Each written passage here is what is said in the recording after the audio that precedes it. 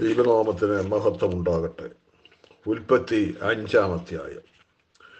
വിശുദ്ധ വേദപുസ്തകത്തിൽ ക്രിസ്തു ദർശനം ഏറ്റവും പ്രകടമായി ദർശിക്കാൻ കഴിയുന്ന ഒരു പഴയ നിയമ ഭാഗമാണ് ഉൽപ്പത്തി 5. ഈ അധ്യായം കർത്താവായ യേശു ക്രിസ്തുവിങ്കിലേക്ക് പലതരത്തിൽ വിരൽ ചൂണ്ടുന്നതാണ്. 1-2 വാക്യങ്ങളിൽ ദൈവം മനുഷ്യനെ സ്വന്തം സാദൃശ്യത്തിൽ സൃഷ്ടിച്ചതായി പറയുന്നു. ഇത് ക്രിസ്തുവിനെ പറ്റി പൗലോസ് അപ്പോസ്തലൻ കൊലോസ്യർ 1:15 പറയുന്ന അദൃശ്യനായ ദൈവത്തിൻ്റെ പ്രതിമയെ അനുസ്മരിപ്പിക്കുന്നു. അതുപോലെ ദൈവം മനുഷ്യനെ അനുഗ്രഹിക്കുകയും അവന് പേരിടുകയും ചെയ്തു എന്ന് പറയുന്നത് ഫിലിപ്പിയർ 2:9 മുതൽ 11 വരെയുള്ള വാക്യങ്ങളിൽ കാണുന്ന സകല നാമത്തിനും മേലായ നാമത്തെ അനുസ്മരിപ്പിക്കുന്നു. മനുഷ്യൻ്റെ ദൈവിക ഉൽപ്പത്തിയും മനുഷ്യജീവൻ്റെ പവിത്രതയും അവൻ്റെ വീഴ്ചകൾക്കപ്പുറം ദൈവിക പദ്ധതിയുടെ പ്രസക്തിയും പ്രാമുഖ്യത്തോടെ വരച്ചു കാട്ടുന്നതാണ് 5-ാം അധ്യായം. ഈ അധ്യായത്തിലെ ക്രിസ്തു ദർശനത്തിൻ്റെ പാരമ്യം ഹാനോക്കിൻ്റെ സംഭവത്തിലാണ് ഏറ്റവും അധികം പ്രകടമാകുന്നത്. ഹാനോക്ക് ദൈവത്തോടുകൂടെ നടന്നു. ഉൽപ്പത്തി 5:24. ധർമ്മബോധത്തിൻ്റെ ഔന്നത്യത്തിൽ നിൽക്കുന്ന ഒരാളെ പറ്റി മാത്രമേ ഇങ്ങനെ ഒരു പ്രതിപാദനം നടത്താൻ സാധിക്കുകയുള്ളൂ. ദൈവത്തോടുകൂടെ നടന്ന 2 പേരെ നമ്മൾ ഈ അധ്യായത്തിൽ കണ്ടുമുട്ടുന്നു, ഹാനോക്കും നോഹയും. ഇവരിൽ ഹാനോക്ക് മരിക്കുന്നില്ല. ദൈവം അവനെ എടുത്തുകൊണ്ടതിനാൽ കാണാതായി എന്ന് ഉൽപ്പത്തി 5:24 വാക്യത്തിൽ പറയുന്നു. ഇരുവരും വിശുദ്ധ വേദപുസ്തകത്തിൽ കാണുന്ന ആദ്യത്തെ സുവിശേഷ പ്രഭാഷകരായിരുന്നു. ഇരുവരും ദൈവത്തോടുകൂടെ നടക്കുകയും പ്രഭാഷണം നടത്തുകയും ചെയ്തവരാണ്. പാപത്തിനുള്ള ന്യായവിധിയെ സംബന്ധിച്ചുള്ളതായിരുന്നു ഇരുവരുടെയും പ്രഭാഷണ വിഷയം. ആരും അവരെ വിശ്വസിച്ചില്ല എന്നത് മറ്റൊരു കാര്യം.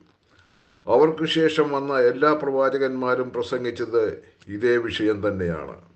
ഹാനോക്കിനെ പോലെ മരണം കാണാതെ ദൈവസന്നിധിയിലേക്ക് എടുക്കപ്പെട്ട വേറെ ഒരേ ഒരാൾ ഏലിയാവായിരുന്നു. 2 രാജാക്കന്മാർ 2:11. ഹാനോക്കിൻ്റെ ശ്രദ്ധേയമായ വിശ്വാസത്തിൻ്റെ എബ്രായർ 11:5 സാക്ഷ്യത്തോടൊപ്പം ദൈവജനത്തിന് ഇഹലോക ജീവിതത്തിന് ശേഷം ദൈവത്തോടൊപ്പം ഒരു നിത്യജീവൻ ഉണ്ടെന്നുള്ളതിൻ്റെ ഒരു ഓർമ്മപ്പെടുത്തൽ കൂടെയാണ് ഹാനോക്ക്. ദൈവത്തോടൊപ്പം നടക്കുവാൻ നമുക്ക് എങ്ങനെയാണ് കഴിയുക? ദൈവത്തെ അനുസരിക്കുകയും അവനുമായി കൂട്ടായ്മ ആചരിക്കുകയും ചെയ്യുക എന്നതാണ് ഇതുകൊണ്ട് ഉദ്ദേശിക്കുന്നത്. നോഹയുടെ ജീവിതവും വീഴ്ചയ്ക്ക് മുമ്പുള്ള ആദാമിൻ്റെയും ഹവ്വയുടെയും ഏദൻ തോട്ടത്തിലെ അനുഭവവും ദൈവത്തോടു കൂടെ നടക്കുന്നതിൻ്റെ ഉദാഹരണങ്ങളാണ്. ഈ അധ്യായത്തിലെ മറ്റൊരു പ്രത്യേകത ഏറ്റവും കൂടുതൽ കാലം ജീവിച്ചിരുന്ന മെതൂശലേഹിനെ നാം കണ്ടുമുട്ടുന്നു എന്നുള്ളതാണ്. അദ്ദേഹത്തിൻ്റെ ആയുഷ്കാലം 969 വർഷം ആയിരുന്നു. വാക്യം 27. നോഹയ്ക്ക് ഷേം, ഹാം, യാഫത്ത് എന്നീ മക്കൾ ജനിക്കുന്നു എന്ന പ്രസ്താവനയോടെ ആണ് 5-ാം അധ്യായം അവസാനിക്കുന്നത്. ചില ദൈവശാസ്ത്രജ്ഞന്മാർ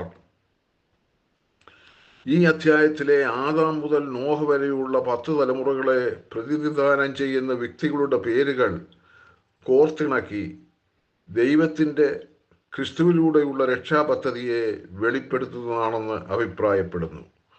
മരണകരമായ ദുഃഖത്തിന് നിയമിക്കപ്പെട്ട മനുഷ്യൻ്റെ രക്ഷയ്ക്കും വിശ്രമത്തിനുമായി ധന്യനായ ദൈവം താണിറങ്ങി വന്ന് മരണം വരിച്ചു എന്നാണ് ഈ വംശാവലിയിലെ പേരുകൾ ഹീബ്രു ഭാഷയിൽ എഴുതിയാൽ അർത്ഥമാക്കുന്നത്. അതായത് Adam man, Seth appointed, Enosh mortal,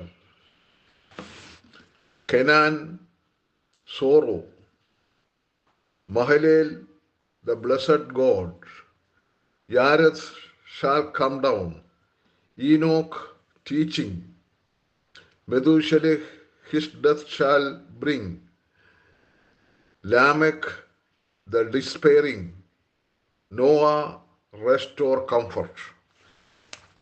ഈ അർത്ഥം ഉപയോഗിക്കുമ്പോൾ man is appointed to mortal sorrow, but the blessed God shall come down teaching, his death shall bring the despairing rest or comfort എന്ന പ്രവചനം അന്വർത്ഥമായി തീരുന്നു.